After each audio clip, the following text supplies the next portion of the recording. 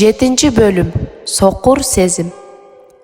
Адамдын мээси эки ача. Буга чейинки айткандарым сезимге тиешелүү. Эми мээнин экинчи жагы табышмактуу жана мистикалык соқур сезим менен сезимдерди тааныштырууга убакыт келди. Соқур сезимдин кубаттуулугу тим эле укмуштуудай. Анын адамдын организминин баардык кан айлануудан баштап дем алуу жана азык сиңирүүгө чейинки маанилүү функцияларын башкара алары жана көзөмөлдөрү белгилүү. Ошондой эле соқур сезимде адамдын башынан өткөргөндөрдүн баарынын изи калат. Анда биздин жашообузда болуп өткөн баардык окуялар жана алар менен байланышкан ойлор жана сезимдер катталып калат. Так ушул соқур сезим адамга анын ишмердүүлүгүн багыттоого жардам берет. Туюм, түш көрүү, сезүү, алдын ала сезе билүү аркылуу бизге керектүү идеяларды, чечимдерди айтып берип турат. Качан адам өзүнүн бул мүмкүнчүлүгүн ачкандан кийин эч бир жагдайда алсыз болуп калбайт. Акырында так ушул соқур сезим кез-кезде кайталанып туруучу ой импульстары, сезим жана эмоциянын жардамы менен ылдамдык алуучу физикалык эквиваленттеги механизм болуп саналат. Сиз соқур сезимиңизде, планыңызда оюңузду жана сезимиңизди материалдаштырууга ишенүүнү кааласаңыз, анда көп өтпөй ойлогондоруңуздун материалдык эквивалентин сөзсүз аласыз. Соқур сезим жемиштүү, ал дайым сизге кызмат кылууга даяр, бирок анын күчүн бардык эле колдоно албайт. Сезим менен соқур сезим сиздин айлана чөйрөңүздү түзүүдө кантип биргеликте иштээрин көрсөтүү үчүн мен кайрадан алардын окшоштугуна кайрылайын. Соқур сезим ар кандай тукумду кабыл алууга даяр турган жемиштүү кыртышка окшош. Сиздин ойлоруңуз жана көз карашыңыз бул кыртышка такай себилип туруучу урук. Андан арпанын уругунан дан өнүп чыккандай эле эмне сепсеңиз ошол өнүп чыгат. Бул эмне эксең ошону аласың дегендей эле мыйзам. Сезим бул багбан.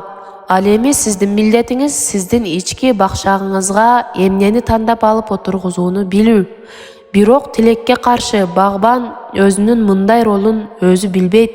Аны ага эч ким үйрөткөн эмес. Биз аларды эч качан тандабагандыктан денебиздеги бакка жаман жакшы уруктардын баарын киргизе беребиз да, андан улам көптөгөн көйгөйлөрдү топтоп алабыз. Турмушуңузда эмне үчүн жолуңуз болбой жаткандыгын түшүнгүңүз келсе, ички дүйнөңүзгө көз салыңыз. Соқур сезим эч нерсени тандабайт. Ал ийгилик жана өсүп өнүгүү эле эмес, ошондой эле илбериңкилик жана өз турмушуңуздагы тамырланган жамандыктарды, ооруларды жана утулууларды да чагылдырып турат. Соқур сезим тартуулаган нерсени ага ылайыктуу позитивдүү же негативдүү мамилелер менен кабыл ала берет. Ал абалды сиз менен талашып кирген сезим сыяктуу баалоого жөндөмдүү эмес. Эгерде сиз өз жашооңузду өзгөртүүнү кааласаңыз, өзүңүздүн сезимиңизди, ой жүгүртүүңүздү жана визуалдаштырууну кантип колдонуунун себебин издеңиз. Сиз бир эле убакытта позитивдүү жана негативдүү ойлоно албайсыз. Кайсы бир убакытта ар дайым ой жүгүртүүнүн бир түрү жогору болуп чыгат. Ой жүгүртүү образы көнүмүш адатка айланат. Ошондуктан жакшы ойлор жана эмоциялар ар дайым жамандарынан көбүрөөк болуп туруусун көзөмөлгө алууңуз керек. Сырткы шарттарды өзгөртүү үчүн алгач ичкилерин өзгөртүү керек. Көпчүлүгү так ушул сырткы шарттарды өзгөртүүнүн аракетин кылат. Эгерде оюбузду жана ишенимибизди өзгөртө албасак, мындай аракеттен эч кандай жыйынтык чыкпайт. Мунун баарын жакшылап үйрөнүп алсаңыз, жакшы турмушка жетишүүнүн ачык айкын жолу ачылат. Ар дайым ийгилик, бакыт, ден соолук, жакшы маанай жөнүндө ойлонуп, өз ойлоруңуздун тынчсыздануу жана коркуу сезимин кууганга көнүңүз. Сиздин сезимиңиз жакшылыкты күтүү менен алек болсун. Ошол эле учурда сиздин көнүмүш ойлоруңуз сиздин жашоодон эмне аларыңыз менен шыктануусун ойлоңуз. Бул жерде сизге көнүмүш адат мыйзамы жардамга келүүсү ыктымал. Бул китепте жазылган амалдарды колдонуу боюнча машыгууну көнүмүш адатка айландырууну колго алыңыз. Бөлүктөн бөлүктү окуп эле тынчып калбастан, бул жерде жазылган ыкмаларды жашооңуздун бир бөлүгү катары кабыл алыңыз. Суу идиште болсо идиштин, вазада болсо вазанын, же болбосо агын жерде болсо анын формасын алат. Ушул эле сыяктуу сокур сезимиңиз күнүмдүк ой жүгүртүүңүзгө кандай образдарды киргизе алсаңыз, ошого жараша туулат. Тагдырыңыз да ошого жараша болот. Сиздин жашооңуз сиздин колуңузда. Сиз аны кандай кааласаңыз, ошондой кыла аласыз. Синхрондуулук. Сокур сезим бизге ар дайым каалаганыбызды берерин жана биздин жашообузда кубанычтуу нерселер күнүгө ой менен элестетүүлөрдөн улам келерин түшүнүшүңүз дурус. Сиздин бул ички өнөктөшүңүз максаттарыңызды аткаруу багытында керектүү адамдар менен жолугууга жана ага жардам берүүчү шарттарды түзүүгө жардам берет. Джозеф Кэмпбелл айткандай, көрүнбөгөн 1000 кол келет бизге жардамга. Билбеген адамга синхрондуулук бул жөн гана кокусунан түзүлгөн көрүнүш же болбосо ийгилик. Чындыгында ал тигинисине да мунусуна да жатпайт. Бул чындыгында сиздин ойлоруңуздан улам кыймылдай баштаган табигый мыйзам. Мен анын иштөө принциби менен тааныштырып берейин.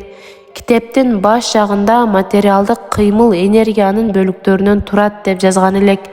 Биз өтө чоң энергиялык чырмоокто жашайбыз.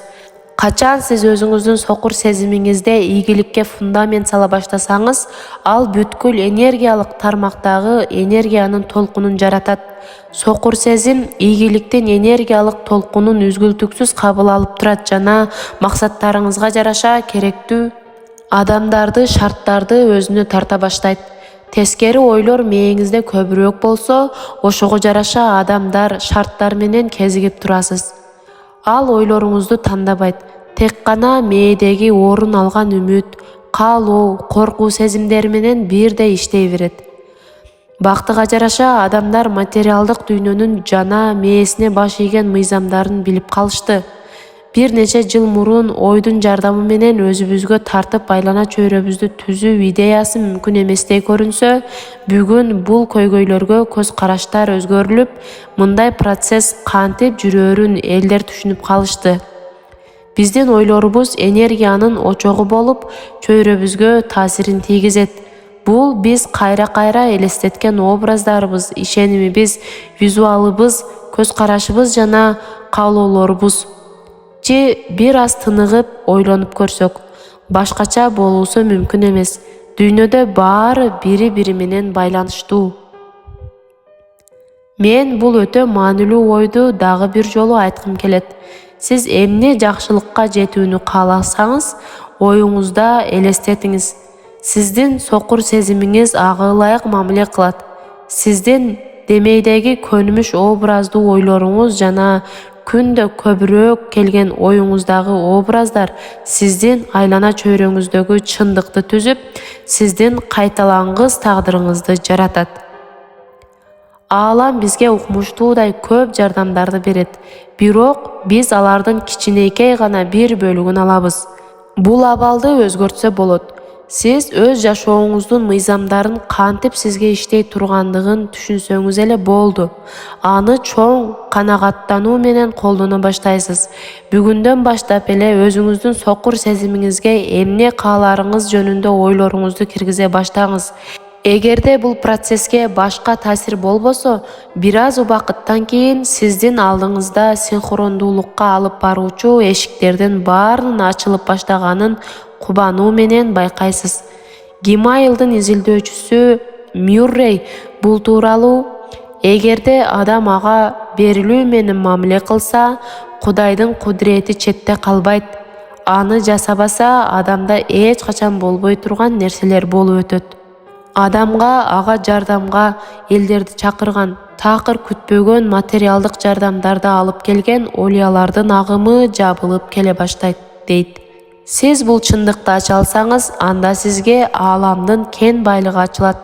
Эбегейсиз күчтүү сокур сезимиңиз сиздин көрсөтмөлөрүңүздү гана күтүп калат.